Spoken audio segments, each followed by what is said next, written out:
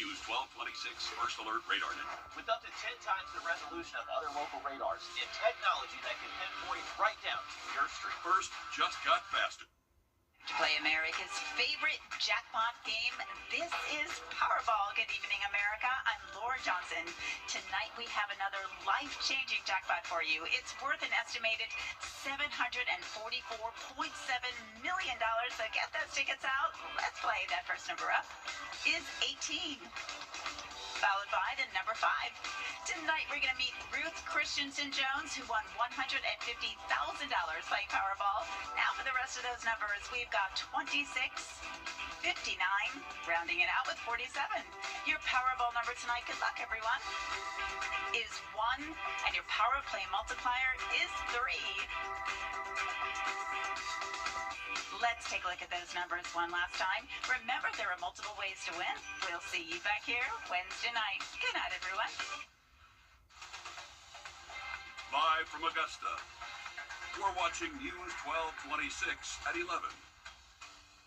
New tonight, citizens and North Augusta leadership voicing their thoughts on possibly allowing golf carts to drive at night. We hear from the community in just a moment. Thank you for watching News 1226 at 11 on WRDW and WAGT, now streaming live on WRDW+. I'm Will Rio. We saw the overcast and gloomy skies, and right now we're taking a look at the First Alert Radar Network. We'll send things over to our First Alert meteorologist, Emily Acton. Emily, a lot of green headed our way tonight. Yeah, and it's not going to let up for the rest of the overnight hours and throughout the greater part of our morning tomorrow. So that means your morning commute will be a wet one. This is very beneficial rainfall, though, for our area, but it's going to be consistent here over the next 10 to 12 hours for us. So just know we do have a very wet Tuesday in store. This is just the beginning of it. Like I said, very beneficial rain, though. We're about 10 inches behind where we should be this time of year. So widespread heavy rain expected Tuesday, but Tuesday evening is looking a little bit drier for us. That'll lead into our Wednesday and Thursday, but Thursday evening we'll start to see a few more showers there, and we'll do it again for your Friday. So a very wet forecast in store for us. I'll have it all broken down on what you need to know coming up. Sounds good. Thanks, Emily. Anywhere you go in the region, there's a chance you see someone driving a golf cart. Now in North Augusta, there's a chance that you could start seeing them at night. Tonight, North Augusta City Council took the first reading of an ordinance to do that. Your Ethan Hunter is live at the Safety Alert Desk now. And Ethan, what would this ordinance mean for the city, and how are they ensuring driver safety? Yeah, well, it could mean you can drive your golf cart at night, allowing for people to go out and get food or maybe see a Green Jackets game, all without worrying about the sun going down. Discussions about the rules and what they can and cannot change according to the South Carolina law happening during this first reading. You can find golf carts all over North Augusta, but not at night. Yet. An ordinance read by City Council could change that, after a South Carolina law passed in May allows local jurisdictions to pass their own golf cart laws, but only regarding the hours, methods, and locations. This ordinance would allow people to drive golf carts until 11 p.m., as long as they have headlights, taillights, brake lights, reflectors, and a rear-facing mirror. These are all things that are required by South Carolina law, so those are inviolate. Those are things you cannot change, or the City Council cannot change. Some council members wanted to require stricter seatbelt laws, but the state says only kids under 12 have to wear them. The city attorney says that's not in their jurisdiction to change. What this says we can do does not include requiring additional equipment on the vehicle. Still, Councilman Wrdw stressed the importance of protecting kids on the road. It does say that we can set the hours, and if kids start getting hurt in our community, I'm for setting the hours from 11:59 a.m. to 12:01 p.m. The penalty for violating these rules, a fine of no more than $100 or no more than 30 days in jail. The ordinance passed unanimously and will look to become law at the council meeting on December 15th. For more information about the current golf cart rules, you can find that on our website, wrdw.com. And this is definitely a talk or something we will continue to follow. Thank you for that, Ethan. And new tonight, the Burke County Sheriff's Office is asking for your help finding a runaway teenager. If you have any information on him, you can call the Burke County Sheriff's Office at the number at the top of your screen there. Bryson Yost was last seen on Neely Circle at around 5 wearing a black hoodie, black joggers, and white shoes. He's about 5 feet 8 inches tall.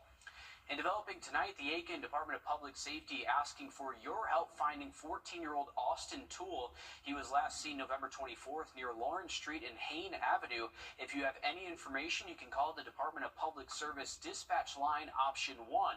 Toole has brown eyes, brown hair, and was last seen wearing a gray shirt, blue jeans, and white shoes. The application period is now open for you to apply for help with your heat bills. Georgia's Low-Income Home Energy Assistance Program runs through the Georgia Department of Human Services.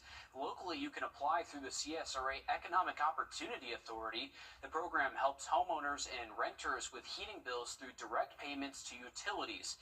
Right now, those 65 and older and that are medically homebound can apply only. Other eligible Georgians can schedule an appointment on January 2nd. The money is provided on a first-come, first-served basis. We have a link on our website, wrdw.com, to see the full list of eligibility requirements. Some of the information that you need to provide is your most recent heating bill and proof of income. And happening now, Richmond County deputies asking for your help getting information on a deadly crash from November. Deputies say the crash happened on November 12th at around 3 in the afternoon. The sheriff's office says a 2015 Dodge Ram and a 2016 red Ford Escape crashed at the intersection of Deansbridge Road and Morgan Road. Anyone with information is asked to call the sheriff's office. You can remain anonymous. And new tonight, caregivers are in Washington, D.C. this week, making their voices heard with the Dole Foundation. The fire crews in Augusta busy today, battling multiple fires. First, crews battled this home fire on Kissingbauer Road earlier this morning. You can see just how heavy that smoke was. Crews on the scene worked from 9 to 12 trying to put that fire out. No one was home during the fire, and emergency crews rescued a pet. Unfortunately, officials say the home is a total loss. The cause of the fire is still under investigation tonight. Also, the Augusta Fire Department responding to a generator fire at Augusta National Golf Club. Take a look.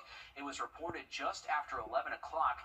This is video sent in to News 12 from a viewer showing some of that heavy smoke there. Fire crews say the fire was contained and put out. No one was injured, but this is right over the tree barrier there on Washington Road. And there is some positive news about Sergeant Andrew Wolf, the West Virginia National Guardsman who survived the ambush attack in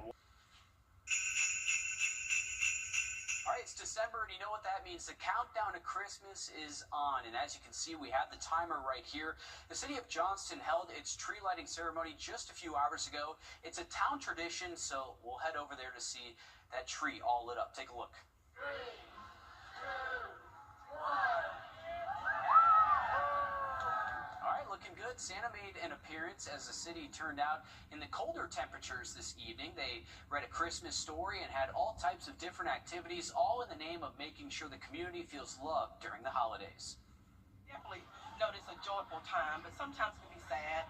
You know, loved ones are gone. So whenever we're here as a community as a whole, we're here loving on one another, showing each other love as a community. So that's why we feel like it's important to have this every year. This week, there are multiple tree lightings. I'll be at the North Augustas tomorrow at 5. We'll also see Santa there, too. Evans Town Center has its tree lighting on December 4th, starting at 4. Downtown Aikens is also December 4th, but at 6 p.m. And Augustus is on December 6th at 6 p.m., but their Christmas parade starts at 1 p.m.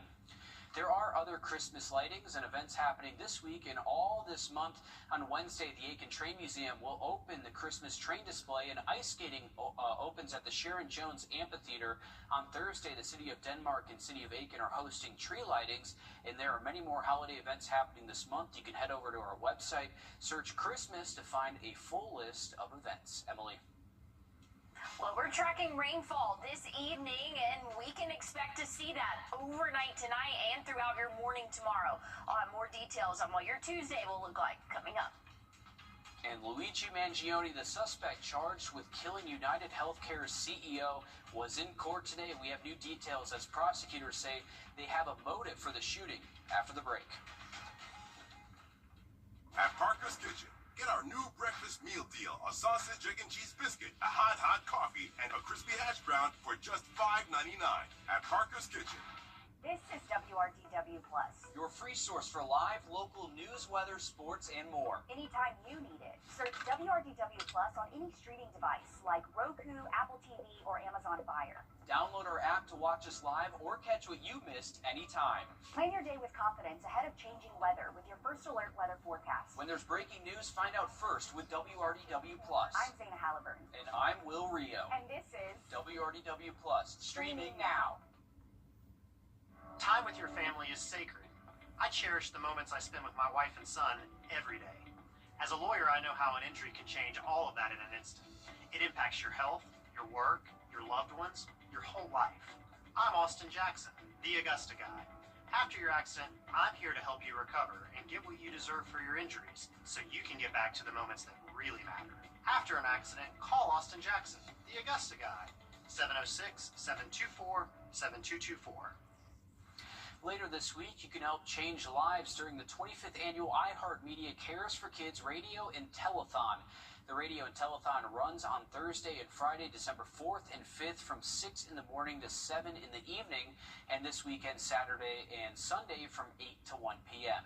You can call the number on your screen there. You can also text CHOG to 34984 or go online to donate at caresforkidsradiothon.com. We'll have all of this linked on our website. Available on Thursday. More than 100,000 kids receive care there. We'll have our own Zana Halliburton live from that event, sharing stories from all the parents and some of the kids that have gone through the Children's Hospital there. They do so much for our community, so no donation is too small. If you can help out, please do. Emily. Well, I'm excited for that, and excited to have Zana there again this year.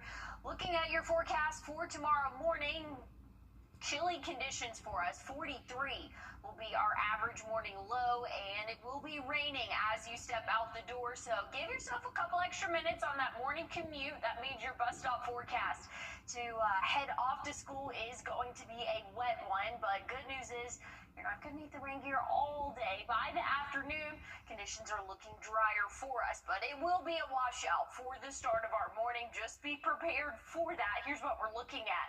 This is around 6 a.m. Widespread heavy rainfall all across the CSRA, really all across South Carolina and Georgia. That's going to continue into the later parts of the morning, but I think around noon, that's when conditions should start to dry out, but we will see overcast skies, and that'll last off and on throughout the day Wednesday, but Wednesday is looking nice and dry, so if you do have any outdoor plans, Wednesday is not a bad day to do those, or even Thursday. Thursday, we will see some more cloud cover building in and an isolated shower or two later on in the evening. Now, it's not going to be a washout like what we can expect tomorrow. So, again, widespread heavy rain for the first half of our day. Wednesday, looking mostly dry, and same for our Thursday until we get into the evening. Then we could start to see a few of those showers building in. Friday looks to be a little bit more widespread and heavy at times, so heavy rainfall again Tuesday and Friday. Saturday, we're keeping an eye on those rain chances, not wanting to cancel any outdoor plans just yet, but something we're continuing to keep an eye on. And when it's all said and done, throughout the next 7 days, anywhere from 2 to 3 inches of rainfall will have fallen for us here in the CSRA, and it could not come at a better time. We're seeing moderate and severe drought conditions all across the area, and again, this just continues to get worse, but hopefully with this rainfall that we'll see tomorrow and again on Friday, we'll have some better conditions in store for us, but we do have that 40% chance on Saturday. I know there's a lot of Christmas activities going on. Again, I wouldn't cancel them just yet, but just make sure that you're staying up to date with the forecast. We'll keep you guys updated here on News 12. Thanks, Emily. The man accused of gunning down United Healthcare. We're here for Georgia, and we're here for you. Yeah, right along with me, Riley Hale, every week as I fit the good spot right there and explore the CSRA we all love. Reel in with Riley, Thursdays at 5:30 on News 12, sponsored by Plunkett Heating and Air. With your Atlanta's 60th anniversary Ford Mustang GT or a shopping spree, you visit any Farmer's Home Furniture location now through December 20th. This season, celebrate the joys of home and family. Farmer's Home Furniture, your hometown store. Riding down the highway, the logging truck turned, the logs came through, hit me in the head, and hit my my daughter-in-law in the face. I had saw Austin's commercial on TV. I looked his number up on the internet, and he got right back to me. First Alert Radar, powered by Jim Hudson Automotive Group. On your sideline, Sponsored by Chandler Law Firm. There are many things in life that are hard to believe. Whether the chicken or the egg came first, how is Kirby Smart 1-8 against Alabama, and how we are at the end of the high school football season. Only 2 teams are left standing in South Carolina with 2 state titles on the line. Up first on Friday night, Bamberg-Ehrhardt back in the state finals for the first time since 2021. The Red Raiders still carry a perfect record heading into their matchup against Lamar on the campus of SC State. If Corey Crosby and his team can close out Friday with a win, they would become the first team in program history to finish the season undefeated. To see them guys, go through, they played in the lower state, they're 10th graders and they lost. Just to see them keep fighting. Last year we was 10-3 and lost in the quarterfinals. And see them guys just keep fighting and getting better.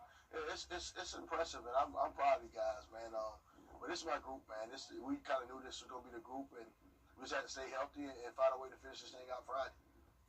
The day after, on Saturday, Strom Thurmond makes an appearance in the 2A state finals for the first time since 2005, which also happens to be the last time the Rebs lifted the top prize. Coach Andrew Webb is in his 4th year with Strom, leading the Rebels past the quarterfinals for the first time since 2012. Strom will face Hampton County, which is a team that's riding an 8-game win streak into the finale. Coach Webb could become just the 3rd coach at Strom to win a state title.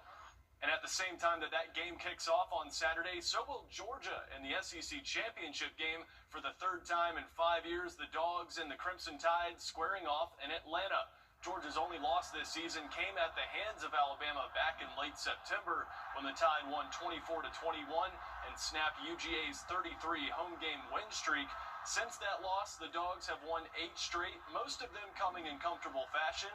As we all know, Alabama has had Georgia's number over the last decade. Kirby Smart just 1-8 versus the Tide, and Georgia is 0-4 in SEC title games against Bama.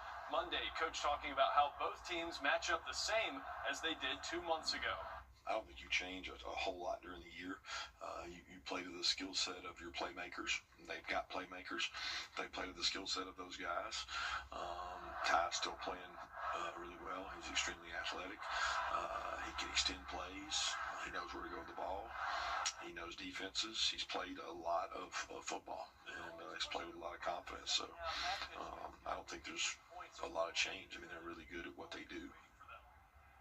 A lot on the line Saturday. A win for Georgia would almost guarantee them a top 4 seed in the playoffs, but a loss could just mean that the Dogs host a playoff game in round 1. And while the football season winds down, the girls' flag football postseason gets started this week.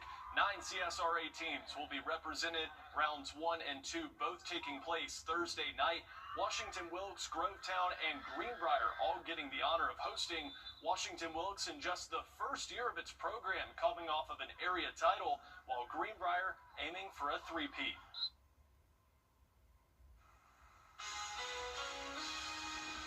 Well, here's a look at your what to wear forecast for tomorrow. Have the rain gear with you. You're not going to make it far out the door tomorrow morning without it.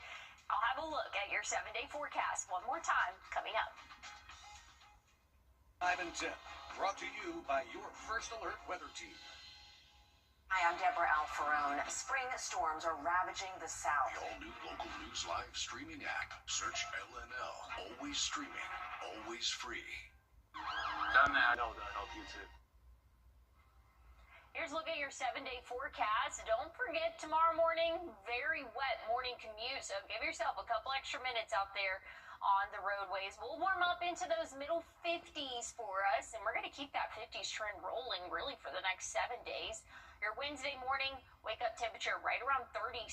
We'll be dry throughout the day Wednesday and throughout the majority of the day Thursday, but we will see a few isolated showers for the end of our our evening Thursday, and we'll see a decent amount of rain again Friday. Friday and tomorrow, pretty similar washout conditions for at least half of the day.